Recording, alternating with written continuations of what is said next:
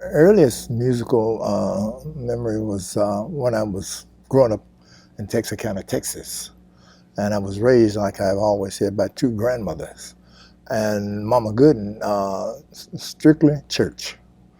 And all we could listen at was gospel down south in Texas and what have you. So I'm raised on the Mahalia Jacksons and Swan Silvertones, Dixie Hummingbirds, that kind of group singing. But when my mother had me to come to Detroit in the year let's say about 50, 51, that was during the time of rock and roll in its infancy. To hear, some of the great R&B songs at that time, I was astounded to hear, Roy Hamilton, Nat King Cole, Hank Ballard and the Midnighters, the Teenagers, Cadillacs. And then they used to have the big rock and roll shows to come to the Fox Theater. And so I went. I must have been about 14 years old. And the Fox Theater, like I've always said, has been noted as the second largest indoor theater in America. Radio City is the first. To see 5,000 people going crazy over what five guys are doing down there on the stage, I was impressed, because I'm turning and looking around. I said, they do that? They had that kind of command over 5,000 people going goo goo gaga? That's what I want to do. 7 years later, the Temptations was at the Fox Theater, and the same thing was happening to us. So, and at that time, we had signed with Mr. Gordy, Motown Records. And we were having little records along the way. But when we got The Way You Do the Things You Do, that really set us in motion. So that's what I was raised up on and started, realizing about the importance of music, and that's what I wanted to be in, was music. So, as we were saying, Smokey Robinson wrote the way you do the things you do, and wrote My Girl, and we've interviewed him already for this series. Mm-hmm. Tell us a bit about interpreting his lyrics, because I think he said that the Temptations for him were the best vocal group on Motown. He's such a wonderful spirit. Well, to sing Smokey's songs is really easy. If you can sing at all, because he'll lay out the format of the song. He sit down to the piano and he pass out the lyrics and he'll sing, the way the melody and the structure of the song. So once we have heard that, then it's easy for us to interpret what Smokey is talking about, for us to sing about. So he's one of the easiest, aside from being one of the greatest producers that we've ever worked with, to interpret his songs so that the world could understand where we're coming from, because Smokey is as such that he makes it very easy for us. And you're a baritone, right? Baritone, second tenor. When did you first realize that you were a very gifted vocalist, and do you still have to do stuff to take care of your voice, like exercises or anything, or is it just completely natural for you? Really, what I have is just natural. I've never gone to any vocal coach or anything like that. I could take care of my throat better, because one of the things that singers should not do, aside from drinking and smoking, is when you don't have to perform, try not to talk that much. Celine Dion, she says she don't talk at all when it's time for her to perform. She shut it down. And that's one of the best ways to go about it, is to coach you. When I had throat surgery a few years ago, my ENT said, and he showed me on those gadgets that they have, your vocal cords hang like two pieces of drapery, like that. And I said, wow, really? He said, yeah, and they move as such.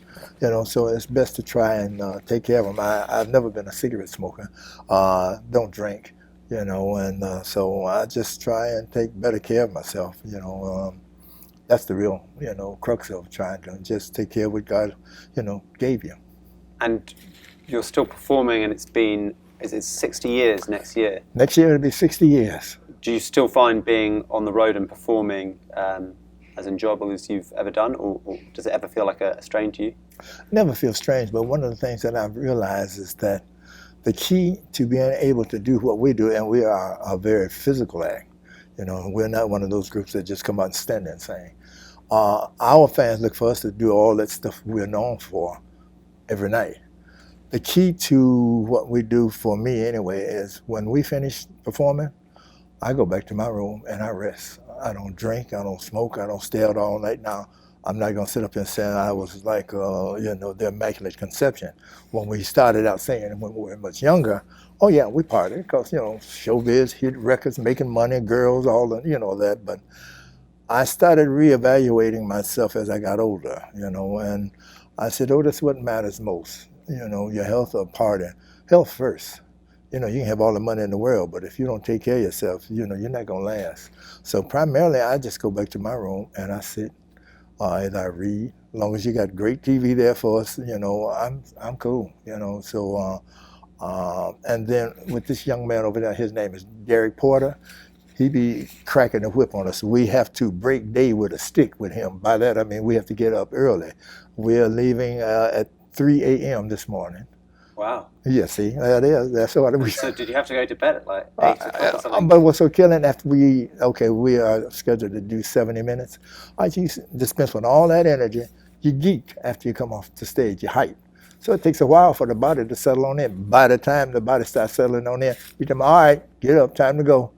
So we get up and we do what we have to do, to go to, like in the morning, we leave at 3 in the morning.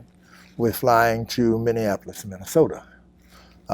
Then we'll get there, and I think Derek said we'll have to get on some kind of transportation bus or car and drive about another hour or so to get to where we're going to perform. So that's a big chunk almost out of your day. So the key to what we do is to take care of yourself, and because I still enjoy it. When people ask me, well, don't you get bored?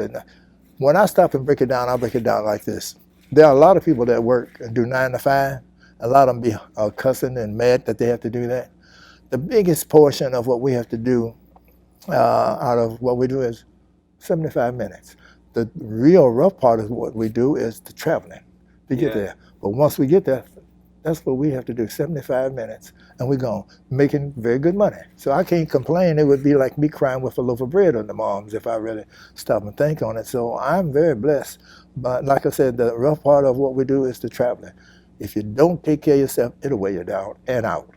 Well, I think that's a really inspiring message that, you're really grateful to be doing what you're doing. But I think the reason why you're still around is because of those amazing songs and because of that vocal talent. And Sure. I'd love to hear a little bit more about how the Temptations evolved from, the first hits like My Girl and Ain't Too Proud to Beg into the sort of like more, there was the shift into sort of like psychedelic soul. So what was that? What was that like, Well, and what was the reason for that? Well, the one thing, like I've often said, and it's very true, the one thing that's constant in life is change. We have been able to adapt to whatever the musical trend might be. At first we started out with the R&B, pop stuff, but late 60s, early 70s when the psychedelic soul came about, I've always been fortunate enough to have very capable voices within my group. Whatever song is called for, somebody in my group can sing that song. I mean, I had guys in my group that could sing jazz. We steeped on singing gospel. R&B and pop, no, that's just a drop in the bucket. So when you have that kind of vocal dexterity within my group, we can make change. And so when the change came about for Cloud9, I had Dennis Edwards who could do that, Eddie Kendricks who could do that, Paul Williams who could do that, Melvin Franklin and myself. So we were able to change to do whatever is necessary. We did an album called Temps in a Mellow Mood, which there were songs on that which would call for 5-part harmony, sounding like the hollows of another noted group that could sing closer harmonies. We could do that. We did that on Mellow Moods, and then we went gospel on it. So it just depends on the song, But I've been able to always have a bunch of guys around me that we could sing anything. And when it comes to the harmonies, did that type of stuff require a lot of rehearsal? Sure. Oh yeah. But did it also come in instinctively to be able to pick out harmony? Well, pretty much, but we've always, like when we were at Motown, and Motown had a department called Artist Development. They had a great man, God rest his soul, Maurice King. When Motown was getting ready to groom us to go into the smart rooms, such as the Copacabana and the Vegas rooms. So we would rehearse. We woodshed, and that means rehearsing. And Maurice King would have us to come sit by. He'd be at the piano and he'd give each one of us our notes. We each had our own cassette where we would put whatever parts that he wanted us to sing. We'd have that in, so we would have to woodshed at home. But he would teach us how to sing close harmonies, like Hello Young Lovers. That's another kind of voicing, different from, the regular R&B stuff, So we have been able to have some great teachers along the way. Charlie Atkins, who was our noted choreographer. Paul Williams first was our noted choreographer. He started us to do what we're known for. Then Charlie Atkins came along later, Lon Fontaine, like I said, Maurice King, our vocal coach, Harvey Fuqua, who used to sing with the Moonglows. They would instill all kinds of wonderful things about being in show business. And they would say, Maurice King told us one day, he said, I'm going to tell you guys something now that you're becoming very popular and we're getting ready to take you all in a whole nother area. He said, remember this, your time is your time when you come in off the road and you close your door behind you. That's your time. He said, but when it's time to go on the road and you come out and you close your door behind you and you're outside of your house, that's no longer your time, because people come up to see you, and if they like you, they want to talk to you, they want your autograph. So you have to remember that. Another thing that we were taught that I still adhere to today was Maurice King. He said, 4 things I want to tell you guys. Never get caught up in. We said, what? Pops, we call him Pops, or either the wise or owl, because he had something over his eyes. But he said, 4 things you don't get involved with. You don't talk to people about politics, religion, money, or who they're making love to. So don't do that. If you do that, you can get yourself in a world of trouble, especially us being who we are. I remember that last year, about 18 months ago, we were over in England, and Duke of the Four Tops, him and I had to go around to some very popular TV shows. They had one over there with the equivalents of like the Tonight Show when Johnny Carson was in power.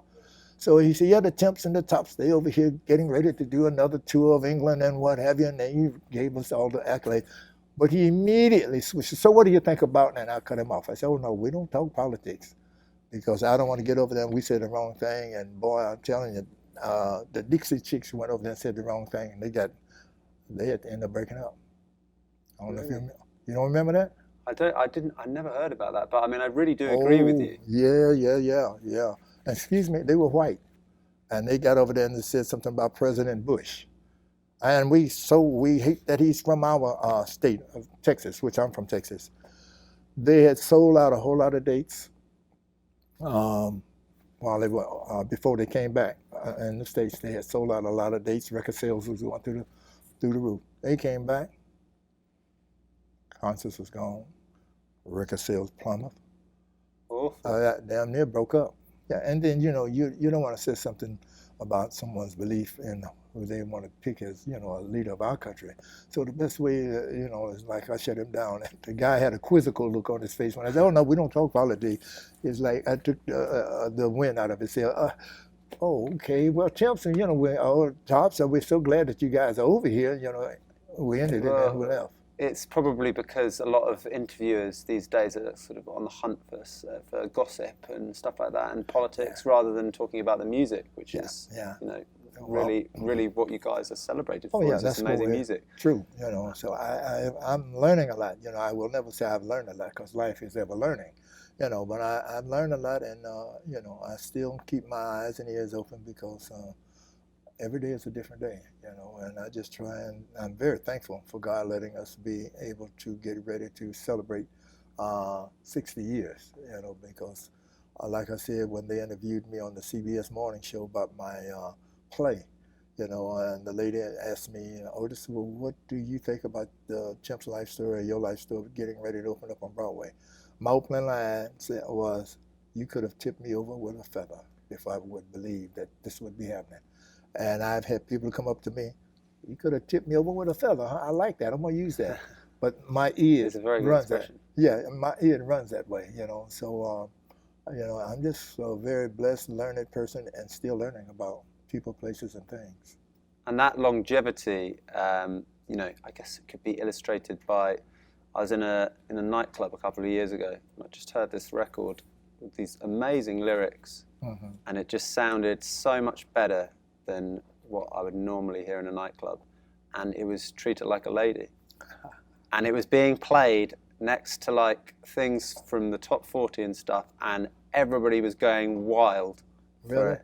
And yeah, so like to have had that longevity, like from the, you know, the birth of Motown and really, you know, in the 1960s being one of the leading groups, to then sort of still be going in the 80s with a totally different sound. What was that like in the studio? Because your vocals are still, I guess, yeah, the same. Well, let me tell you about how Treat Her Like a Lady came about. The late, great Ollie Woodson, him and I, you know, we out on the road and we listen and talk, to people. And I've heard a lot of women even say still today, where are the men? Like, guys, they don't know how to treat a lady nowadays. And, you know, we heard it enough that one day Ollie was sitting at my house and he was playing, you know, and he hit a groove, and I started, I'm the kind of girl who don't believe. He said, yeah, man, that's good, good, go ahead on. So him and I wrote Treat Her Like a Lady. As of a few days ago, Treat Her Like a Lady has been out for 26 years. I said, wow, how time flies. You know, 26 years ago, that record was out. But, you know, it's something that women especially can relate to and try to, you know, remind the guys of how to treat ladies, you know, because they're very special. You know, sometimes, you know, with such liberated times, like we say in the record, you know, it's so easy to forget, you know. But, you know, we should never forget that I was raised that way by my grandmothers and mothers, how to treat a lady, you know. And I was telling my son, I said, I got to tell Miles, you know, a lot of guys nowadays, when you walk down the street, how are you supposed to walk down the street with a woman? Arm in arm, and also you're meant to stand on the side of the road that's like, you know, closest to the vehicles. They should be on the other side. Smart man.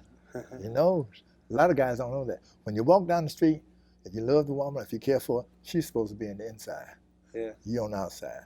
Because that's one of, I was told, if she's on the outside, you're selling her. She's cheap. You don't want that. Not if it's a woman you care for. Even if it's a woman that you know, if you're walking down the street, you put on the inside, you walk on the outside.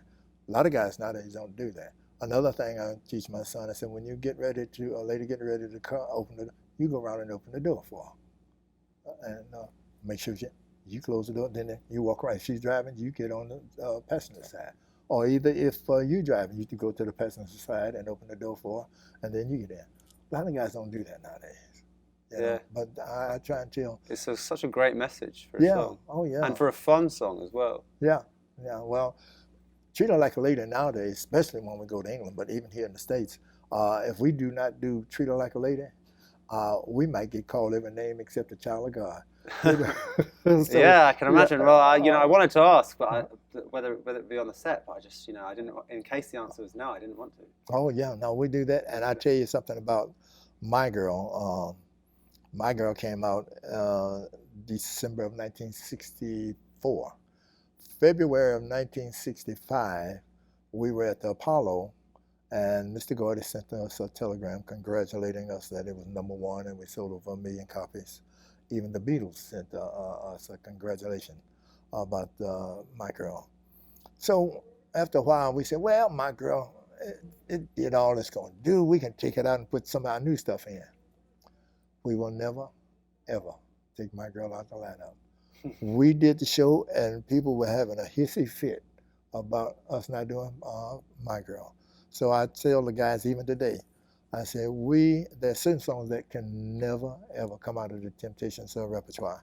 My Girl, Just My Imagination, I Wish You Would Rain, The Way You Do the Things You Do, Treat Her Like a Lady. I mean, the list is endless, but we can only we're only able to do anywhere from 70 to 75 minutes. You know, so we try and put the real meaty songs that we know our fans want to hear in the show. And we're doing a couple of things like our new CD. We have 2 songs that we're doing from that. But other than that, certain songs will forever be in our lineup. And do you ever get bored of those big hits and wish that you could play some deeper cuts, or are you so well versed in? No, you know what? When I hear artists say, "Man, those songs are boring," I get tired of saying that. You know, the first thing come to my mind, they should quit. They really should. Anytime people put their hard-earned money out to come see you sing songs that made you become who you are, and you're gonna say, "We tired of that. I got tired. They boring." Quit, man. Don't take the people's money and you don't want to sing the song the way it should be sung for them that want to come see you. They should leave the business. Very admirable thing to say. Yeah, and I hear a lot of them, tired of that song. Man, if they ask me, I said, y'all should quit. Yeah. Yeah, you should quit. You're taking the people's money and not giving them the feeling of what they bought. Wrong attitude. Well, you've had some very good advice, I think, so far. And one question I'd like to ask you is relating to what you hear on the radio right now. Are there artists that you really like who you think should be given more exposure, or are you so busy with touring that you rarely get the chance to listen to stuff? No, I try and listen to what's happening in the world, today, especially music-wise, because I'm in it. And for people like you to ask me what do I think, I try and be knowledgeable enough to give you some kind of answer. And on the real side, I'm not impressed with some of the stuff I hear on the radio today. It shows to me that we have become a very decadent society. Anytime you can get on the radio and cuss to get a song across, what's that about? And they'll beep it. I said, man, you might as well leave the beep in, because kids now, they come out of the mother going straight to the computer. You beep, oh, we know what they said. Not good. That's why My Girl and Wish It Would Rain, Just My Imagination, Papa Was a Rolling Stone, that's why they're so very popular today. They're non-offensive. Yeah, we ain't cussing. We ain't talking about what a woman got to, or either the one record on, bitch better have my money. What? Yeah. So I'm not impressed with a lot of stuff that I hear on the radio today. Every now and then artists come along, I say, nah, they can sing. I like that song. But all in all, no. I'm not impressed with too much of stuff that I hear on the radio. And do you think that a lot of that problem is to do with the songwriting? Well, I think it could be, because, they have such a latitude of being able to express themselves, but I still fault the FCC. They have relaxed their laws. They relaxed their laws to the point that, okay, we can get that kind of, okay, go ahead, and we'll look the other way. Like I said, when we started singing, they said, Temps, no cuss words, and we wasn't about to cuss no way. We just wanted to sing. But Miss Edwards Berry's older sister, God rest her soul, we were doing a song for Italy and Germany and things like that. But we were in the studio, and that was when I know she said, now, Temps, you guys sound good, but no cuss words.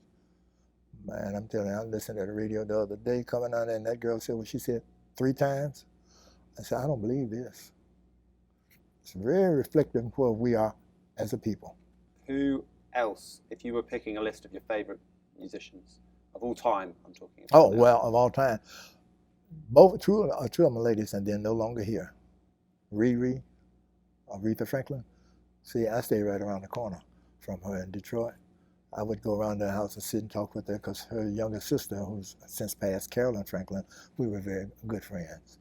The other one that I sat and listened to, and I said, good Lord, have mercy, Whitney Houston. I had to put Whitney Houston right behind Aretha Franklin. God gave that girl a beautiful voice, and to hear whereas it was no longer the way it was at the beginning, it was saddening, but then, Marvin Gaye. Love me some Marvin Gaye. Jackie Wilson. Al Green. Who else? Gospel side, Mahalia Jackson. Claude Jeter from the Clouds, Mighty Clouds of Joy, I think he was from. I mean, the list is so long, I'd be here for a while, writing down a lot of... Those are some good suggestions. Obviously, some of them are no longer with us, but right. I would be very much inclined to agree, especially with Aretha Franklin, which was such sad news. Yeah. But, well, Otis, it's been a real pleasure and an honor to speak to you, so thanks so much. Thank you. All right.